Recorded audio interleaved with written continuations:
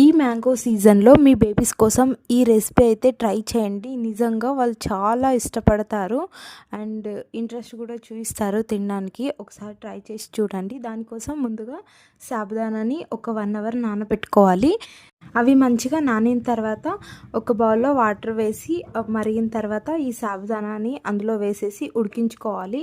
ఇప్పుడు పక్కన మనం ఒక మ్యాంగోని కట్ చేసి ఇలా చిన్న చిన్న పీసెస్గా చేసుకోవాలి. నేను తీసుకున్నది హిమాయత్ మ్యాంగో. ఇది చాలా స్వీట్గా ఉంటుంది. ఇందులో షుగర్, బెల్లం ఏం వేయాల్సిన అవసరం లేదు. అండ్ నేను చేసేది బేబీ కోసం కాబట్టి షుగర్ అయితే అస్సలు యూజ్ చేయను. ఈ సాబుదానా ట్రాన్స్పరెంట్ అయ్యేంత వరకు ఉడికించుకొని తర్వాత మనం మిల్క్ వేసుకోవాలి. దీన్ని కూడా ఒక 2 to 3 మినిట్స్ వరకు మంచిగా ఉడకనివ్వాలి. తర్వాత దీన్ని కొద్దిసేపు ఫ్యాన్ కింద కానీ లేదంటే నార్మల్గా రూమ్ టెంపరేచర్లో అయినా చల్లారనివ్వాలి. చల్లారిన తర్వాతనే ఇలా మ్యాంగో ప్యూరీలో ఇది కలిపి ఇందులో ఫ్లేవర్ కోసం ఇలాచీ యాడ్ చేస్తే చేయొచ్చు, మీ ఆప్షనల్ అది.